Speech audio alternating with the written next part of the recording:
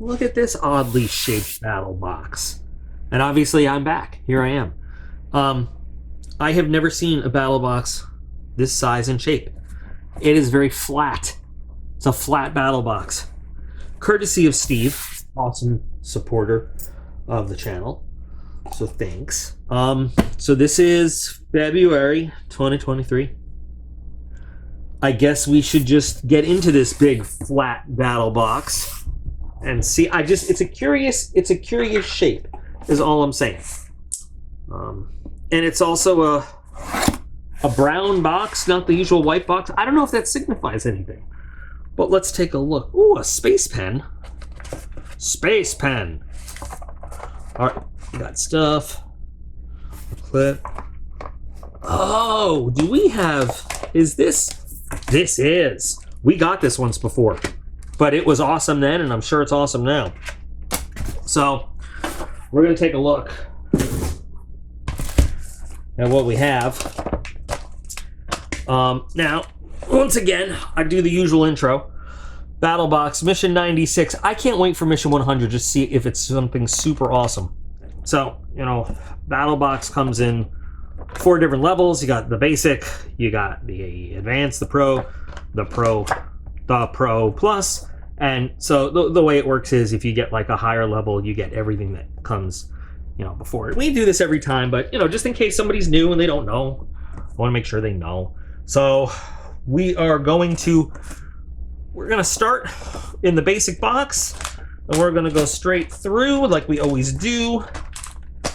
It looks like we got some interesting stuff, and I don't mean interesting like I usually mean interesting. I mean interesting like in a good way. So here's a code for Fisher. Fisher, the original space pen. We call him Space Pen because it was developed to work in space. There's a whole story behind that.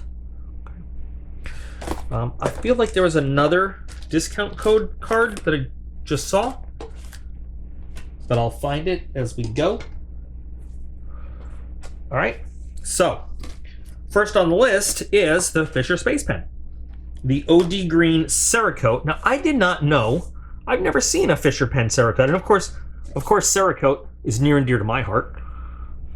Cerakote, for those uninitiated, Cerakote is a liquid ceramic that is applied and then oven cured. There's an air cure too, but I'm guessing that this is probably the oven cure variety, and it is an excellent protectant against corrosion. It is also chemical resistant. We found out recently in the shop, all by accident, that it is anti-conductive as well when dealing with electricity. Comes in a number of different colors, different kinds of finishes, from high gloss to matte.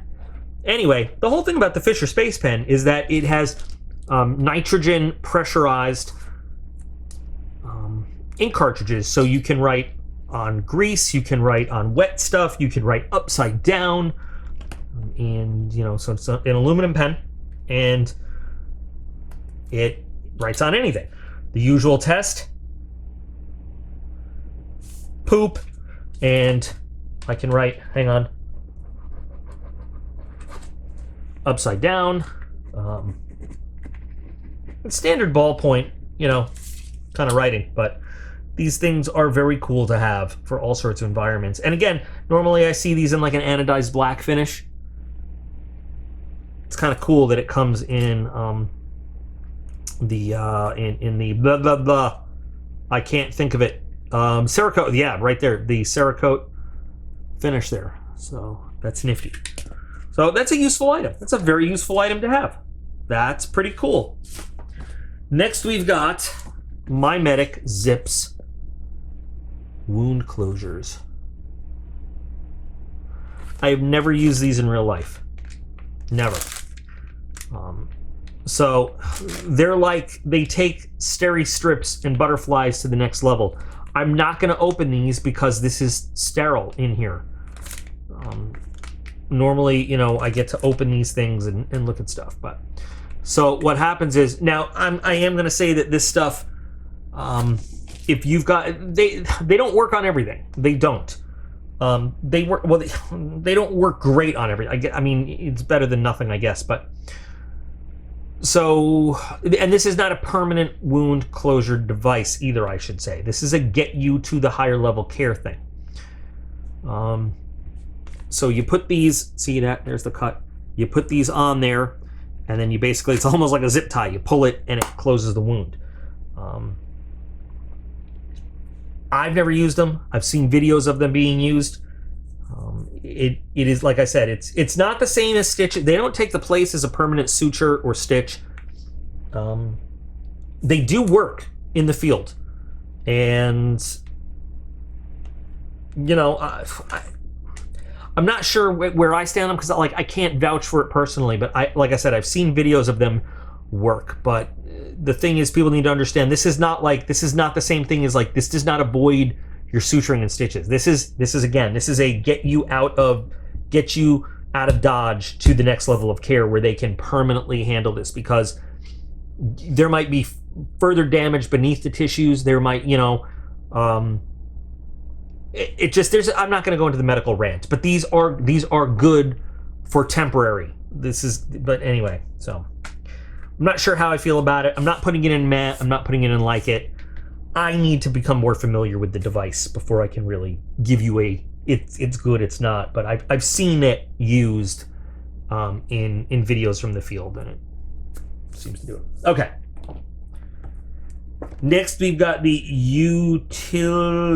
UltiClip 3 Plus. It says, let's face it, the vast majority of clips found on knife sheaths and firearm holsters simply do not perform well. Well, I think there are some that don't perform well. I don't know if we want to talk about the majority, you know. There are some that are good. There are some that quite frankly are terrible. They're terrible. I don't know. Let's check out this. Let's see what this is. Number one, it's metal. Oh, it's greasy. Ugh, gross. Ew. Oh, man, that's tough. I see how it works, though. Okay, so you've got, you know, the screws that can secure this to you know, standard kind of, I don't have a sheath right now near me that I can demonstrate this with, do I? No, I do not. Yes, I do. Yes, I do. So you can secure this, you know, to this kind of stuff right here, right? And then this is, so this you can put something through there, or you can just put this over a belt, a pocket, or whatever, and that really ratchets that down and holds it there.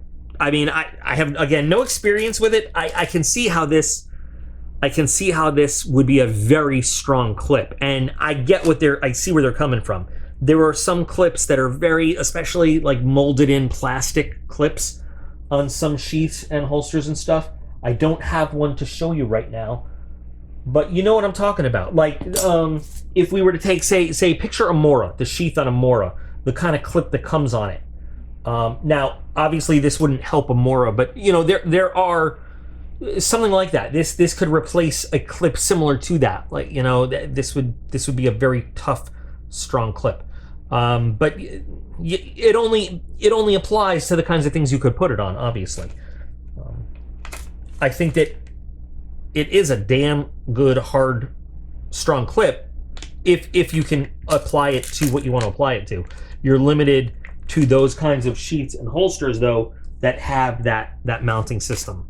So, sorry I'm babbling on about this. I like it. I don't like it. I like it because it's definitely a good, strong clip and mounting system, but you're limited to what you can put it on. So that's cool. But that is the basic box. It's everything in the basic box. Not bad. Not bad.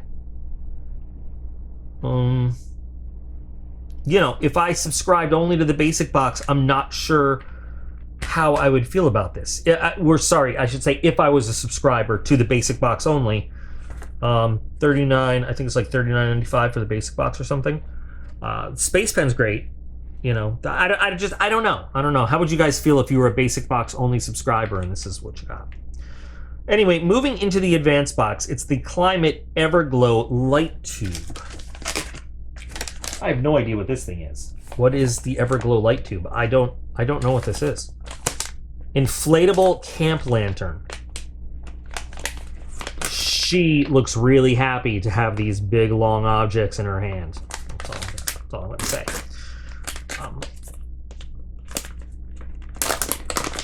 Climate loves their inflatable stuff. 4 ounces is what they say this thing weighs.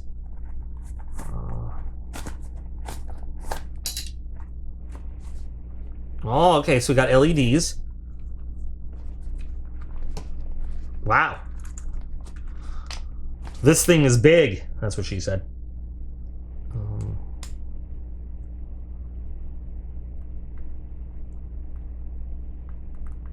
Oh, this needs to be charged up, huh? Okay. Well, 6,000 Kelvin bright white LED with a dimmer switch. Oh, does this need to be plugged in to work? Does this not have a battery in it? Well, luckily I have a USB port right here that I can plug it into. If this doesn't have a battery itself, like...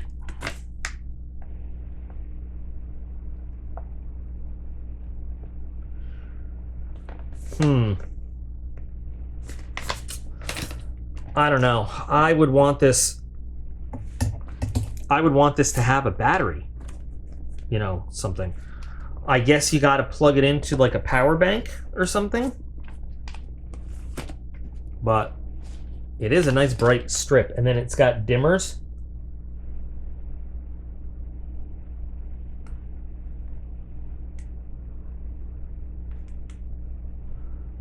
I know I got all the lights on and everything in here.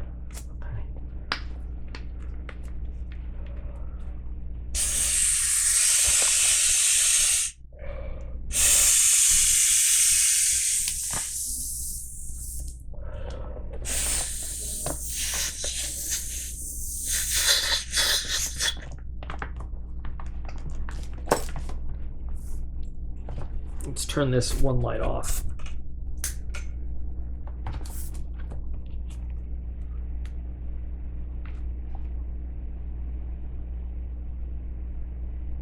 Okay. So it'll float. It's got magnets here, a little elastic band, and that's cool. But you know, I can see that you need to have it plugged in. It clearly does not charge, and or from what I'm seeing, it doesn't charge. It is a nice bright white light though. Like this is, you could put this in your tent and it's gonna light up quite a bit of stuff, and it's very lightweight and it floats. This is the kind of stuff I like. I like these inflatable lantern type things. And it says that this doubles as a lantern, so I guess you could uninflate this, put it in the bag, and then it becomes like a lantern, kind of, but so is this, right? This is kind of cool. I can get behind this. Just, if I unplug it, does it turn off right away? Yeah, it does. Okay. I like it. I definitely like it. I think it would have been awesome. I'm just throwing this out there. It would have been awesome if they gave you a little power, like if the advanced box was this and a power bank, since this obviously is useless without a power bank. You know, but that's just me. That's just me thinking. This is a cool item though. I think this is very useful, and I would enjoy taking this camping or whatever. And I know the boys would love this. That's the advanced. Now the Pro box. I can't remember what mission we saw this in. I'm going to put a link to the. I mean, like I said, it's years ago. I was still living in Florida when we got this. I will put a link in the video description to where we originally got this thing. Now this axe saw is cool. I mean, it's really cool. I loved it last time. I used it extensively. I still have it. It's in storage right now. So, you got a little hammer end, you've got the axe, and then you have your saw blade. And it's just a really cool, you can, I want to take this off. So the saw blade fits in, and you've got a very rigid saw.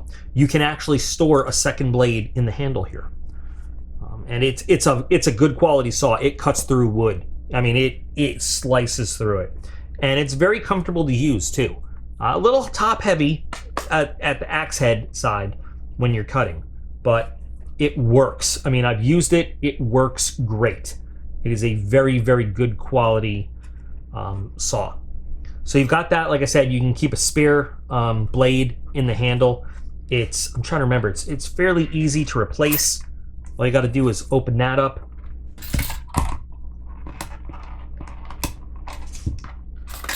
There we go.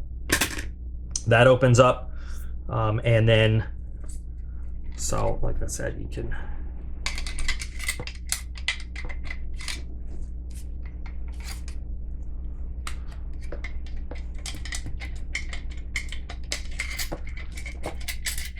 You can store the blade right in there, and then you've got your axe. It's a good quality axe. You know, it's not the highest end stuff on the market, but great leverage. Very good for basic, you know, axe tasks, and it works well. It works well. Yeah, it is not basically, how do we say, full tang, you know? It doesn't have the metal that comes all the way down, but it does give you great leverage.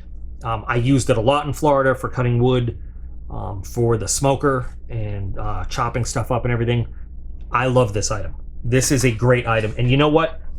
There's a lot of times where I've been kind of upset where they've repeated items, but this is one where I'm happy to, you know, if this was my box and not Steve's and I was getting a second one of these, I'd be happy, because this is a great quality item. I really like it. Only one item left, and that is our Pro Plus Knife of the Month, and it's actually a Knife of the Month. That always makes me happy. Now, I'm a little skeptical because it's a Taurus branded Knife of the Month, and my experience is that when you've got a firearms brand knife, typically they're not that good. Now, there are exceptions, but I don't know. Let's take a look. So, I thought it's made in China, of course, and in California it will give you all kinds of cancer and kill you. Here's some specs of the knife, just so you can see. Okay. Now, here's the thing, and I want to say this. Usually, 99.9% of the time, when there's a firearms company that has a knife branded, it's the gun company has not designed a knife. It doesn't come from their factory or their stable. They just put their name on a knife. Like, that's all it is. Smith & Wesson does that a lot. Browning does that a lot. So we'll see. I don't generally have a lot of faith in firearms brand knives, but we'll take a look. So, okay, I'm very impressed with the smell of the leather sheath. It is definitely genuine leather. Yeah. And it smells like a very high quality leather. So we've got a couple different ways that you could wear this. Horizontal scout carry. Put it vertically on a belt.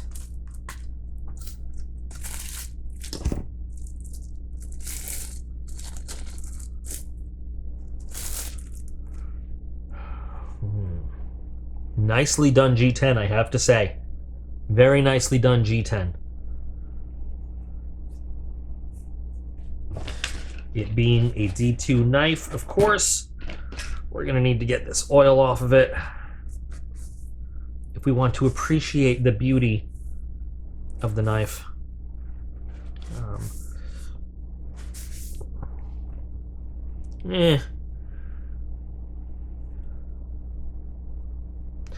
Now, I'm not trying to be a dick, but you know what? It looks like something that you would find in a, I don't know. It doesn't look, the only thing that makes it look any different than a cheaper knife you'd find somewhere is that it has the Taurus emblem on it. I like the patterning on the scales. It actually fills out the hand nicely. It, you know, feels good. You might want to run a Dremel or some sandpaper over those corners, those edges there, because I could foresee some hot spots there. But contouring feels good. Nice jimping, I like it. Blade shape, I like for a number of different tasks. Slight recurve in it there. But it just doesn't feel... It just speaks, it just says Chinese made knife, you know what I mean? Now, I'm not putting it down for that either, by the way. I'm just saying. Okay. Alrighty then. What is going on? It would appear that we've got just a little... Yeah, I feel a little burr right there about halfway down the blade.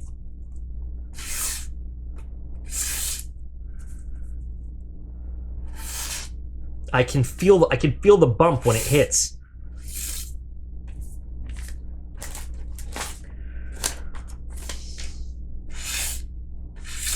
There, you can almost hear it when I...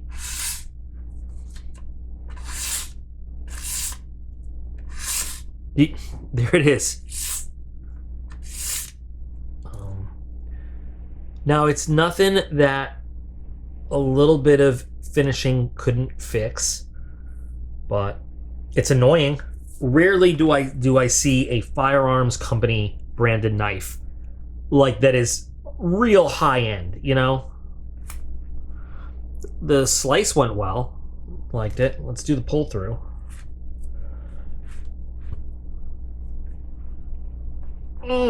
Way more effort than that should have been. Way more. And pew, pew, pew. At least it pews good. Pews right there on the belly. But there's that unfortunate area right there.